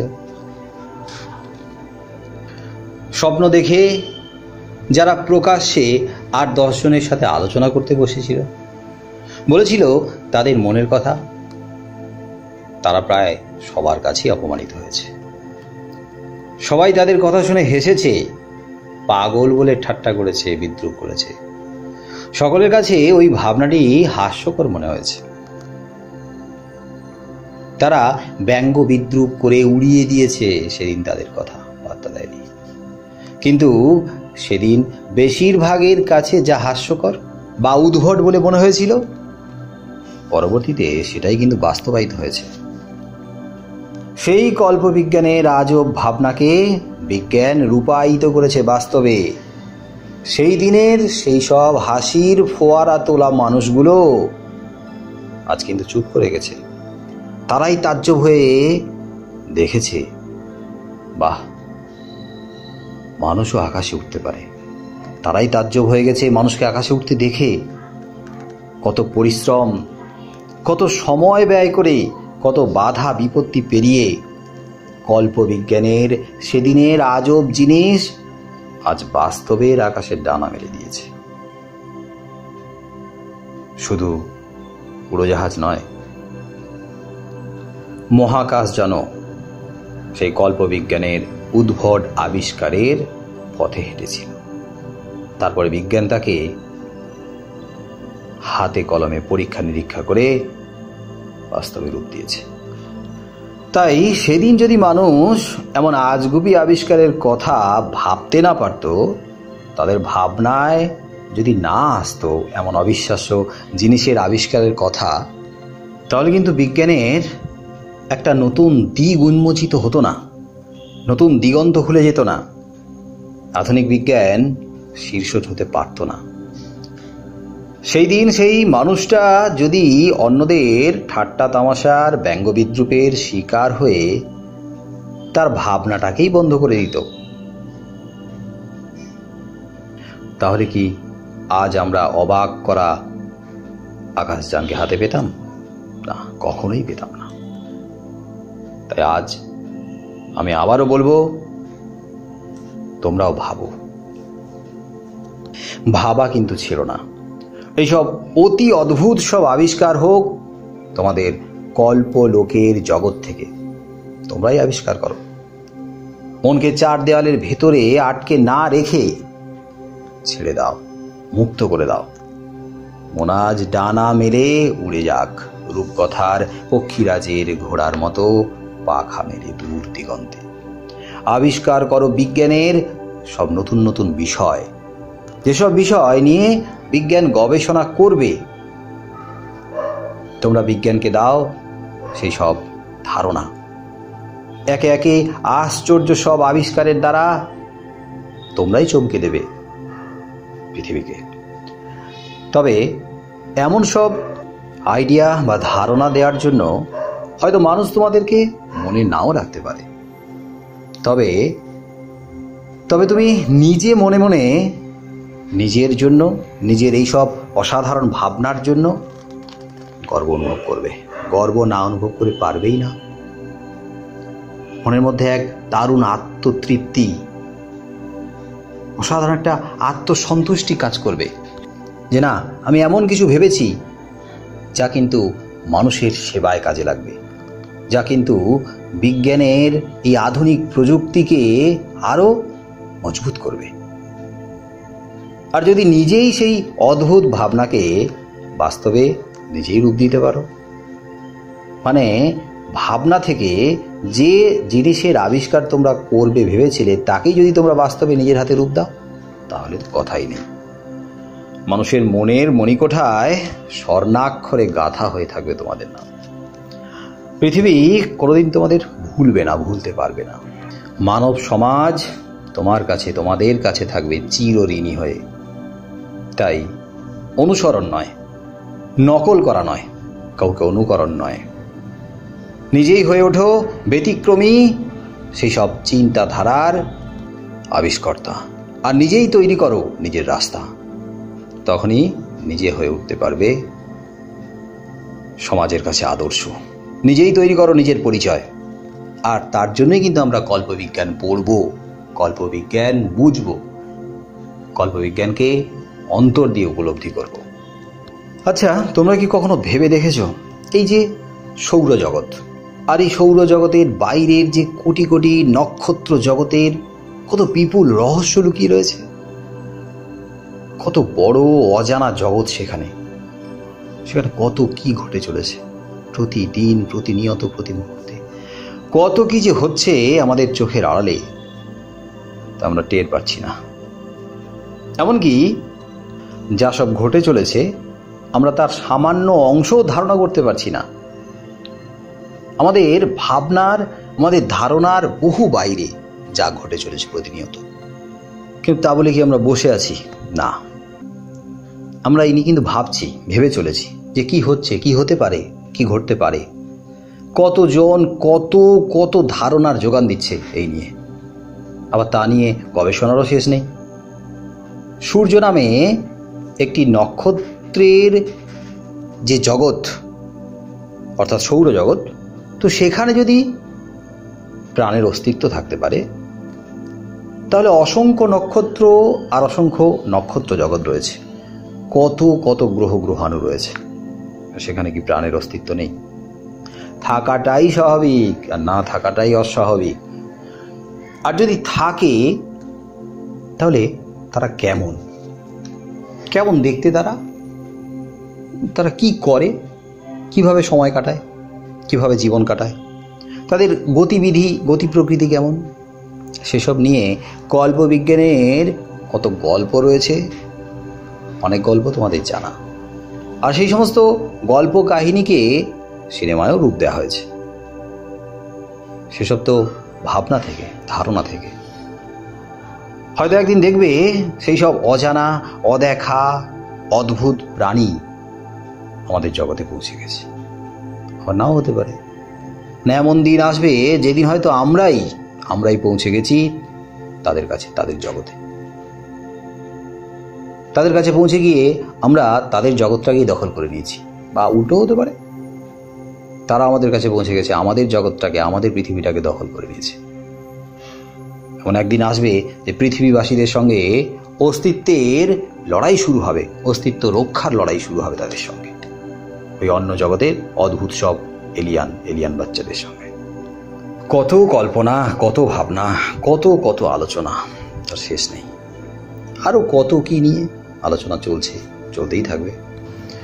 তোমাদের হয়তো মনে আছে যে ক্লাস 7-এ তোমাদের পাঠ্য ছিল শীর্ষেন্দু মুখোপাধ্যায়ের পাগলা গণেশ, কল্পবিজ্ঞানের গল্প। অসাধারণ গল্প, মনকে ছুঁয়ে যাওয়ার মতো গল্প, মনে রাখার মতো গল্প। তো সেই গল্পটা একবার মনে করে দেখো, সেখানে কি ছিল, কি সমস্ত আবিষ্কার নিয়ে গল্প ছিল। আর একটা মজার গল্প ছিল কল্পবিজ্ঞানের অংশ, সুনীল গঙ্গোপাধ্যায়ের মেঘচোর। গল্পটা তো আমার বেশ লাগে, দারুণ গল্প, মজার, রীতিমতো ভাববার মতো গল্প। এইসব গল্প, গল্পের বিষয়, এসব গল্পে অদ্ভুত আজগুবি সব আবিষ্কার, এগুলো নিয়ে একটু আলোচনা করব পরের দিন। আর সেই সাথে এই সমস্ত কল্পবিজ্ঞানের এই উদ্ভট আবিষ্কারকে যদি সত্যি বাস্তবায়িত করা যায়, বাস্তবায়ন ঘটে, করা সম্ভব হয়, তাহলে আমাদের জীবনে ঠিক কতখানি উপকার হবে, কতখানি লাভ হবে, তা নিয়েও আলোচনা করব পরের দিন। তো আমি বলবো, তোমরা ভাবো, কল্পবিজ্ঞানে এমন কিছু ধারণা, এমন কিছু আবিষ্কারের কথা তোমাদের মাথায় আসুক যেটা সত্যি মানুষকে অবাক করে দেবে, তাজ্জব করে দেবে। নাহলে প্রফেসর শঙ্কুর ডায়েরি এবং সেই ডায়েরির এই সমস্ত অসাধারণ গল্প পড়ে লাভই বাকি পরীক্ষার জন্য? না, পরীক্ষায় নাম্বার এমনি পেয়ে যাবে তোমরা। বোঝার জন্য পড়ো, জানার জন্য পড়ো, শেখার জন্য পড়ো। পড়লে তো নাম্বার আপনার থেকে উঠে আসবে। শেখার জন্য, জানার জন্য পড়লে বা জানা বা বোঝা হয়ে গেলে নাম্বার হাঁটতে আসবে, দৌড়তে আসবে। নাম্বার নিয়ে ভাবনা চিন্তা করার দরকার নেই। পড়া নিয়ে, বোঝা নিয়ে, শিক্ষা নিয়ে, শিক্ষণীয় বিষয় নিয়েই ভাবো। সত্যজিৎ রায়ের প্রফেসর শঙ্কুর ডায়েরির করভাস গল্পের আলোচনা প্রসঙ্গে আলোচনা করছিলাম কল্পবিজ্ঞান। আলোচনা হচ্ছিল তোমাদের ভাবনা নিয়ে। কল্পবিজ্ঞানের মধ্যে আজব সব, উদ্ভট সব, আজগুবি সব আবিষ্কার নিয়ে। কল্পবিজ্ঞান নিয়ে আলোচনা করতে গিয়ে গত একদিন আমি আলোচনা করেছিলাম যে তোমাদের হয়তো মনে আছে, তোমাদের ক্লাস 7-এর পাঠ্য ছিল শীর্ষেন্দু মুখোপাধ্যায়ের পাগলা গণেশ, যেটা কল্পবিজ্ঞানের গল্প, আর সুনীল গঙ্গোপাধ্যায়ের মেঘচোর। এই গল্প রীতিমতো মজার, আকর্ষণীয়, আমাদেরকে এই গল্পের বিষয় ভাবায়। এই গল্পের মধ্যে যে আবিষ্কার রয়েছে, সেই আবিষ্কার আমাদেরকে এইসব উদ্ভট অবিশ্বাস্য আবিষ্কারের জন্য আমাদের উৎসাহিত করে। এখন তোমাদের হয়তো মনে হতে পারে যে তোমাদের পাঠ্য সিলেবাসে করভাস আছে, বোমযাত্রী ডায়েরি আছে, স্বর্ণপর্ণী আছে, এইগুলো নিয়ে আলোচনা না করে আমি অন্যান্য গল্প নিয়ে কেন আলোচনা করছি? আমি অন্যান্য বিষয়কে কেন টেনে আনছি, কারণ আগেও বলেছিলাম যে একটা গল্পকে শুধু পড়ার জন্য পড়লে হয় না। একটা গল্প তোমাদের সিলেবাসে আছে, ওখান থেকে প্রশ্নের উত্তরগুলো তৈরি করতে হবে, পরীক্ষায় লিখতে হবে, নাম্বার পেতে হবে। তার জন্য কিন্তু শুধু পড়ে কোনো লাভ নেই। পড়তে হবে নিজের জন্য, পড়তে হবে জানার জন্য, পড়তে হবে বোঝার জন্য। একটা গল্প পড়তে গিয়ে পাশাপাশি ওই গল্পের সঙ্গে সম্পর্কিত অন্যান্য গল্প প্রাসঙ্গিকভাবে চলেই আসে। তার আলোচনা তোমাদেরকে সমৃদ্ধ করে। তাই করভাস গল্প আলোচনা করার আগে, শুরু করার আগে কত প্রাসঙ্গিক কথা আমি বলে যাচ্ছি, যেগুলো তোমাদেরই কাজে লাগবে, তার জন্যই বলা। আমি আলোচনা করছিলাম, আমি উল্লেখ করছিলাম যে তোমাদের পাঠ্য ছিল আগে পাগলা গণেশ। তোমরা দেখেছো যে পাগলা গণেশ গল্পে বিজ্ঞানের জোর চর্চা শুরু হয়েছিল। কি হয়েছিল তো, যেন বিজ্ঞানের গবেষণায় রীতিমতো জোয়ার এসেছিল। সেখানে সবাই বিজ্ঞানের আবিষ্কার নিয়ে মেতে রয়েছে। কল্পবিজ্ঞানের হাত ধরে লেখক আগামী কয়েক বছর এগিয়ে গেছেন। সেখানে আবিষ্কার হয়ে গেছে মাধ্যাকর্ষণ প্রতিরোধকারী মলম। ভেবে দেখো, অনেকদিন আগে পড়েছো, একেবারে ভুলে যাওয়ার মতো গল্প নয়, কিছু তো মনে আছে। আমি একটু মনে করিয়ে দিচ্ছি যে মাধ্যাকর্ষণ প্রতিরোধকারী মলম, যা দিয়ে অনায়াসে মাধ্যাকর্ষণ শক্তিকে প্রতিরোধ করে দিয়ে যে কোনো জিনিসকে আকাশযান হিসেবে ব্যবহার করে উড়ে যাওয়া যাচ্ছিল। কি এমন ছিল তো? ছিল। কত ধরনের উড়ানযান তৈরি হয়ে গিয়েছিল। তোমরা ভেবে দেখো, আজ যদি এমন কিছু আমরা পেতাম, এমন কিছু আবিষ্কার আমাদের হাতে থাকতো,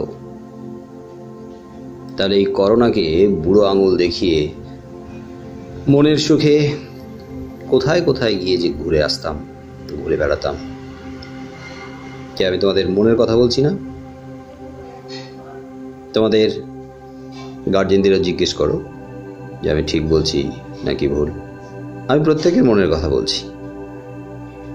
বিশেষ করে মায়েরা তো বাড়ির ভেতরে আটকে রয়েছে, একেবারেই আটকে থেকে তাদের জেরবার অবস্থা। তোমরাও ভালো ব্যাপারটাকে উপলব্ধি করতে পারছো। তাহলে এমন সব ব্যক্তিগত উড়ান থাকলে, পাগলা গণেশের যে ব্যক্তিগত উড়ান ছিল, এক একজনের এক একটা উড়ান, এক এক ধরনের, তো এমন উড়ান যদি থাকতো, আর যাই হোক না কেন, এই মুহূর্তে এমন হাঁপিয়ে ওঠা পরিবেশ তৈরি হয়েছে, সেই পরিবেশ থেকে কিছুক্ষণের জন্য তো মুক্তি পাওয়া যেত। তোমরা যদি এমন মলম বা এই মলমের পরিপূরক কিছু আবিষ্কার করতে পারো, তাহলে বাড়ির লোকেদের কত আনন্দ। বাড়ির লোকেদের এমন সব উড়ান উপহার দিতে পারতে, আর তারা এসব উড়ানে চড়ে বিন্দাস ঘুরে বেড়াতো। কি তাই না? ভুল বলছি না তো? আবার দেখো, ওই গল্পে মানুষের মৃত্যুকে আটকে দেওয়ার মতো এক অত্যাশ্চর্য ওষুধ আবিষ্কার করা হয়েছিল। ওষুধের নাম কি ছিল? না, ওষুধের নাম ছিল মৃত্যুঞ্জয় টনিক। ভেবে দেখো তো, মরতে কে চায়? কে বা মরতে চায়? এমন সুন্দর একটা জগৎ, সুন্দর একটা পৃথিবী, এমন সুন্দর একটা জীবন আমাদের। ঈশ্বরের শ্রেষ্ঠ দান, সেরা দান তো মানুষ। যে মানুষ রূপে আমরা জন্মেছি, ঈশ্বরের সব থেকে শ্রেষ্ঠ উপহার তো আমরা। মানুষ হয়ে জন্মে আমরা কিন্তু সত্যি ধন্য, আমরা সার্থক। আমাদের জীবন সত্যি খুব সুন্দর। তোমরা হয়তো কেউ কেউ আমার সঙ্গে একমত নাও হতে পারো, তার কারণ আছে। আসলে সমস্যা যখন চেপে ধরে, ঘিরে ধরে, যখন গভীর হয়ে দাঁড়ায় জীবনে, তার থেকে বেরিয়ে আসার রাস্তা খুঁজে পাওয়া যায় না। কি তখন মনে হয় না যে বেঁচে থেকেই কি লাভ? কেনই বা মানুষ হয়ে জন্মালাম? হয়তো কারো কারো মনে হয়, কিন্তু এই মনে হওয়াটা তো সাময়িক, ক্ষণস্থায়ী। জীবন থেকে যখন সমস্যার এই যে ভারী পাথরটা সরে যায়, তখন মনে হয় না জীবনটা সত্যি কি সুন্দর, কত সুন্দর। আর এত সুন্দর জীবনে যখন আয়ু ফুরিয়ে আসে, জীবন থেকে এক একটা সুন্দর সুন্দর পর্যায়ে চলে যেতে থাকে, যে শৈশব, কৈশোর, যৌবন, এমন সুন্দর পর্যায়, এমন সুন্দর দিনগুলো যখন চলে যেতে থাকে, মানুষ যখন বয়সের ভারে ভারাক্রান্ত হতে থাকে, তখন তো আমরাই এমন মৃত্যুঞ্জয় টনিকের কথা ভাবি, এমন মৃত্যুঞ্জয় টনিকের সন্ধান করি, হাতড়ে বেড়াই। এরকম কিছু আছে কিনা যা বয়সকে ধরে রাখতে পারবে? এমন কিছু যদি থাকতো বয়সকে ধরে রাখার মতো, বয়সটাকে একটা জায়গায় আটকে দেওয়ার মতো এমন কিছু, হ্যাঁ, তা নিয়ে কিন্তু আমরা কত কত ভাবনার গভীরে ডুবে যাই। এমন টনিক আবিষ্কার করা গেছে যা দিয়ে আটকে দেওয়া গেছে মানুষের মৃত্যু, পাগলা গণেশ গল্পে। কি এমন কিছু তো তোমরাও চাও, আমি তো চাই, আমার তো মনে হয় সবাই চায়। আমি আমার মনের কথা বললাম, আমি কিন্তু চাই এমন মৃত্যুঞ্জয় টনিক। হ্যাঁ, মৃত্যুঞ্জয় টনিক না হতে পারে, তবে এরকম পরিপূরক কিছু যদি পাওয়া যেত, এটা তো আমাদের সবারই কামনা। কত ভাবি টনিকটা যদি পাওয়া যেত, আরো ভাবি কেউ যদি এমন কিছু সত্যি আবিষ্কার করতে পারত, তাহলে যুগান্তর সৃষ্টি হয়ে যেত, বিজ্ঞানের ধারায় একটা নতুন দিগন্ত খুলে যেত, উন্মোচিত হতো একটা নতুন পথ। টাইম মেশিনের কথা ভাবো, কল্পবিজ্ঞানের অংশ। দক্ষিণ ভারতের একটা সিনেমা আছে, সম্ভবত দক্ষিণ ভারতেরই সিনেমা, টাইম মেশিন। সিনেমাটার নাম মনে হয় টাইম মেশিন, তোমরা হয়তো দেখে থাকবে। তো টাইম মেশিনে চড়ে সময়ের আগে বা পেছনে পিছিয়ে যাওয়া যায়, এগিয়ে যাওয়া যায়। সময়ের কিছু আগে বা কিছু পরে, কিংবা অনেক আগে বা অনেক পরে অনায়াসে যাতায়াত করা যায় এই টাইম মেশিনে চড়ে। সময়কে থমকে দিয়ে মানুষ তার মনের মতো সব কিছু করতে পারে, এই সিনেমাতে দেখানো হয়েছে। নিজের ভুল ত্রুটিগুলো সংশোধন করে নিতে পারে, নিজেকে নিয়ে ভাবতে পারে, নিজের যেসব স্বপ্ন, অপূর্ণ স্বপ্নগুলোকে পূর্ণ করতে পারে। আচ্ছা, যদি সত্যি এমন কিছু আবিষ্কার হতো, তাহলে কি ভালোই না হতো। আমি চাই তোমাদের মধ্যে কেউ না কেউ এমন কিছু আবিষ্কার করে তাক লাগিয়ে দেবে দুনিয়াকে, তাক লাগিয়ে দেবে, একেবারে চমকে দেবে, অবাক করে দেবে। আজকের এই কঠিন পরিস্থিতি, এই যে এই পরিস্থিতি, এই বর্তমান পরিস্থিতির ভেতর দিয়ে আমাদের যেতে হচ্ছে, এই পরিস্থিতিটা অত্যন্ত কঠিন পরিস্থিতি। আর এই কঠিন পরিস্থিতিতে সময় বোধহয় তোমাদেরকে সুযোগ দিচ্ছে, সুযোগ দিচ্ছে এমন কিছু উদ্ভাবন করার জন্য, এমন কিছু নিয়ে ভাবার জন্য, আবিষ্কার করার জন্য। এখন তো হঠাৎ করে অনেকটা বাড়তি সময় তোমাদের হাতে ভাববার জন্য, কিছু উদ্ভাবন করার জন্য। তাই আমি বলবো, কাজে লাগাও সময়টাকে, ভাবো। শুধু প্রফেসর শঙ্কুর ডায়েরি পড়ে পরীক্ষায় লেখা আর নাম্বার পাওয়ার জন্য। ওই কল্পবিজ্ঞানের গল্প আর তার আবিষ্কারগুলো তোমাদের প্রেরণা হোক, তোমাদেরকে উৎসাহিত করুক, তোমাদেরকে ভাবনা চিন্তার জন্য এক অর্থে বাধ্য করুক, সামনের দিকে এগিয়ে নিয়ে যাক। থেমে যেও না। আবার সুনীল গঙ্গোপাধ্যায়ের মেঘচোর গল্প নিয়ে বলছিলাম। এই মেঘচোর গল্প নিয়ে কিন্তু আমি কম ভাবিনি, আমি অনেক ভেবেছি। আমি যখন গল্পটা পড়েছিলাম তখন গল্পটা নিয়ে, গল্পে এই যে কল্পবিজ্ঞানের অসাধারণ উদ্ভাবনা নিয়ে কিন্তু অনেক ভেবেছি। আসলে গল্পটা আমাকে অনেক ভাবিয়েছে। আমার মনে হয় আমার মতো তোমরাও ভেবেছ। গল্পটা যখন পড়েছিলে তখন নিশ্চয়ই তোমরা ভেবেছ। কি সুন্দর একটা ধারণা না? দারুণ একটা আইডিয়া। যেখানে বেশি মেঘ রয়েছে, রীতিমতো মেঘের আধিক্য রয়েছে, প্রচুর মেঘ, যেখানে মেঘের প্রয়োজন নেই, সেখান থেকে বাড়তি মেঘ যদি উড়িয়ে নিয়ে যাওয়া যায় সেই অঞ্চলে যেখানে সত্যি মেঘের খুব দরকার, মেঘের খুব ক্রাইসিস রয়েছে, সেখানে বৃষ্টির দরকার, সেখানে যদি মেঘটাকে সরিয়ে নিয়ে যাওয়া যায় তাহলে কত সুন্দর একটা ভারসাম্য বজায় রাখা যেত, তাই না? প্রয়োজন অনুযায়ী মেঘগুলোকে এদিক ওদিক সরিয়ে দিলে কারো কোনো ক্ষতি হতো না। আবার সব অঞ্চলের মানুষ সমানভাবে কিন্তু উপকৃতও হতো। তোমাদের কি মনে হয়? আমি কি সত্যি ভুল কিছু বলছি বা বললাম? আমার তো তা মনে হয় না। এই যে দক্ষিণবঙ্গের বিস্তীর্ণ অঞ্চল আমফানের তাণ্ডবে তছনছ হয়ে গেল, আমফান, এপি আনন্দে আবার আমফানের বদলে বলা হয়েছে উমপুন। যাই হোক, উমপুন না আমফান আমিও জানি না। তো সেই আমফানের তাণ্ডবে যে একেবারে তছনছ, একবারে লণ্ডভণ্ড হয়ে গেল, কত পরিবার সব হারিয়ে পথে বসে পড়েছে, কত মানুষ অসহায় হয়ে গেছে। তাহলে মেঘচোর গল্পে যেভাবে মেঘ চুরি করার কথা রয়েছে, যেভাবে মেঘকে সরিয়ে নিয়ে আসার কথা রয়েছে, এমনভাবে যদি ওই দক্ষিণবঙ্গের ওই অঞ্চল থেকে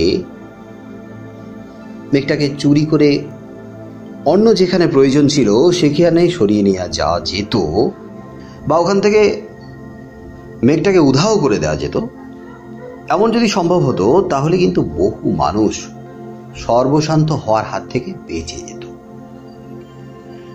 বিজ্ঞানের অসাধারণ আবিষ্কার, আবহাওয়ার পূর্বাভাস জানানোর যে যন্ত্র, তার দ্বারা আগে থেকে সতর্কবার্তা পেয়ে মানুষ সাবধান হয়ে যায়, নিজেকে নিরাপদ স্থানে সরিয়ে নিয়ে যেতে পারে। এই যন্ত্রটা বিজ্ঞানের এক অসামান্য দান, অসামান্য উপহার। কিন্তু আমি বলতে পারি এমন যন্ত্রের ধারণা তো কল্পবিজ্ঞানের হাত ধরে এসেছিল। আসলে মানুষ প্রথমে ভেবেছিল, কেউ না কেউ তো ভেবেছিল যে এরকম যদি করা যেত। এই আইডিয়াটা কারো না কারোর মাথায় এসেছিল, পরবর্তীতে বিজ্ঞান একে বাস্তব রূপ দিয়েছে, ফলে মানুষের বহু উপকার হয়েছে। আজকের এই করোনা ভাইরাসের তাণ্ডবে জনজীবন যেভাবে বিধ্বস্ত, সেখান থেকে বেরিয়ে আসার জন্য কত বিজ্ঞানী প্রাণপণ গবেষণা করে যাচ্ছে, গবেষণার শেষ নেই।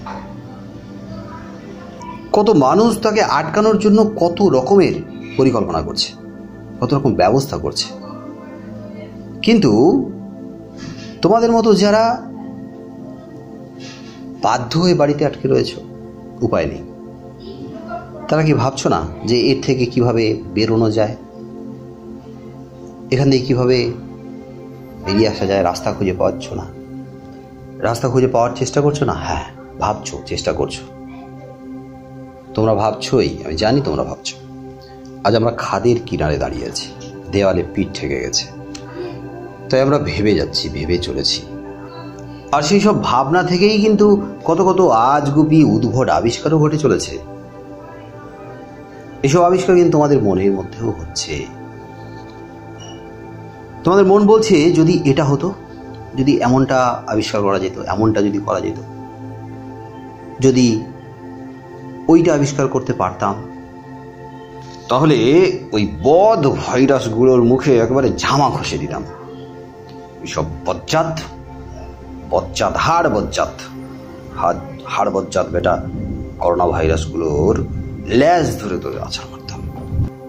হাড় পাজি বেটাগুলোর জন্য আমাদের রাতের ঘুম উড়ে গেছে। এই হাড় পাজি বেটাদের একেবারের জন্য যমুনার দাদার বাড়ি পাঠিয়ে দিতাম। যমুনার দাদাকে খোঁজো, এই যমুনা বাকে আর যমুনার দাদাকে, তার বাড়ি বা কোথায় তোমাদের মনে হয় না?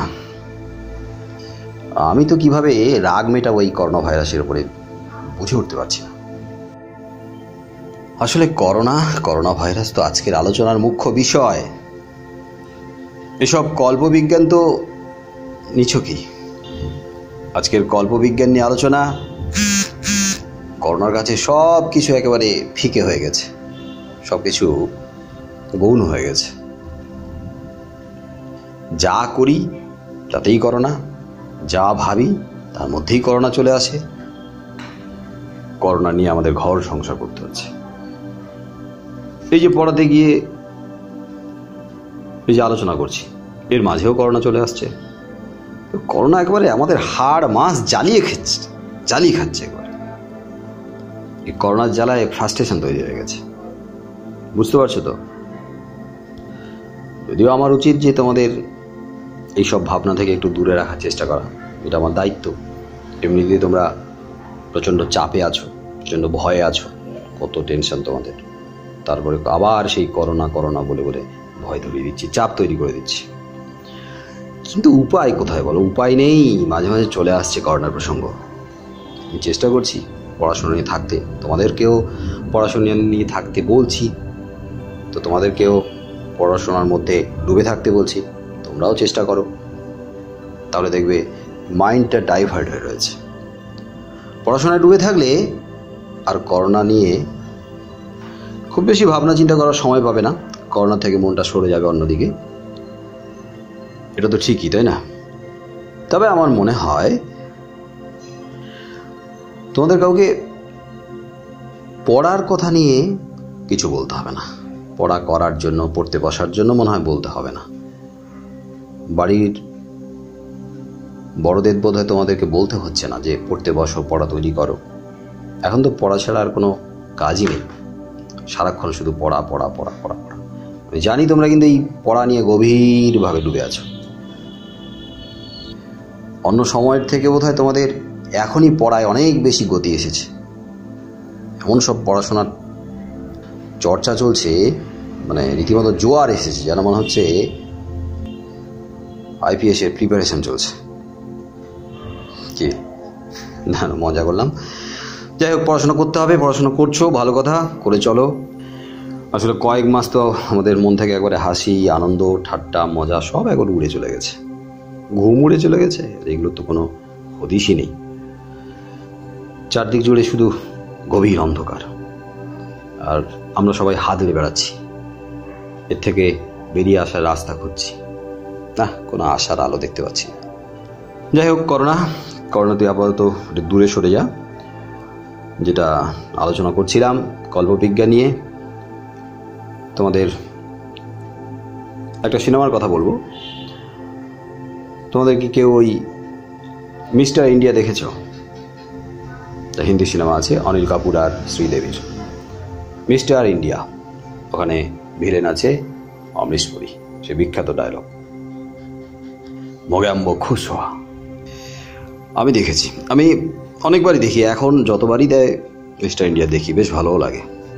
যেমন ছোটোবেলায় যখন প্রথম দেখেছিলাম, তখন আমাকে ভাবিয়েছিল ওই অনিল কাপুরের হাতে ওই ঘড়িটা, এই মিস্টার ইন্ডিয়ার যে নায়ক তার হাতে একটা ঘড়ি ছিল, ওই ঘড়িটা নিয়ে আমি খুব ভেবেছিলাম যে ঘড়ির বোতাম চাপলেই নায়ক ভ্যানিশ হয়ে যেত। ওটা দেখে আমারও মনে হয়েছিল আমি যদি এরকম একটা ঘড়ি পেতাম তাহলে নায়কের মতো আমিও উদাহ হয়ে যেতাম, নিজের ইচ্ছে মতো, নিজের মনের মতো সব কাজ করতে পারতাম, কারোর বাধা শুনতাম না, কারোর শাসন মানতাম না। বড়দের শাসন করার বড় স্বভাব হয়ে গেছে, সারাক্ষণ এটা করিস না, সারাক্ষণ ওটা করিস না, সারাক্ষণ না না না না না না করেই যাচ্ছে। হ্যাঁ, এরকম ঘড়ি পেলে ওই রকম শাসন বারণ মানতামই না। তো ছোটোবেলায় যখন দেখেছিলাম তখন আমার মনে হয়েছিল ঘড়িটা পেলে আমি কী করব, ঘড়িটা নিয়ে আমি কি করতে চাই। ঘড়িটা যদি পাই তাহলে ঘড়িটার বোতাম চাপার সাথে সাথে ভ্যানিশ হয়ে যেতাম কোথাও, কেউ তো আমাকে দেখতে পাবে না। তখন আগে ওইসব চকলেটের দোকানে যাব, চকলেট খেতে খুব ভালো লাগতো, চাইতাম বাড়িতে, হ্যাঁ অল্প দিত, বেশি দিত না। তো চকলেটের দোকানে যাব আগে, তারপরে সব চকলেট গায়েব করে দেব। যদিও এখন আর ওই শখ নেই, বড় হওয়ার সাথে সাথে শখ আহ্লাদ পাল্টে যায় মানুষের, তাই না? মানুষ যত বড় হয় সেই বড় হওয়ার সাথে সাথে তার ইচ্ছে, স্বাদ, আহ্লাদ, শখ সব পাল্টে যায়। ছোটোবেলায় শখ, ইচ্ছা, স্বপ্ন একরকম, বড় হওয়ার সময় সময় ওগুলো বদলে যেতে থাকে। এখন আর কিন্তু ওই চকলেট খাওয়ার বা চকলেট গায়েব করে দেওয়ার, উধাও করে দেওয়ার শখ নেই। এখন আর কেউ এই মুহূর্তে কেউ আর প্রশ্ন করো না, মনে মনে প্রশ্ন করো না যে এখনকার দিনে আপনার শখ কী, ওই ঘড়িটা পেলে কী করতেন। বাদ দাও, এখনকার দিনের শখ কি, এখন এই মুহূর্তে আমার শখ কি, ঘড়িটা পেলে কি করতাম সেটা পরের কথা। শুধু ভাবো তোমরা যদি এমন ঘড়ি পেতে তাহলে কি করতে। তুষার কাপুর একটা সিনেমা আছে, গায়েব, সম্ভবত নামটা গায়েব।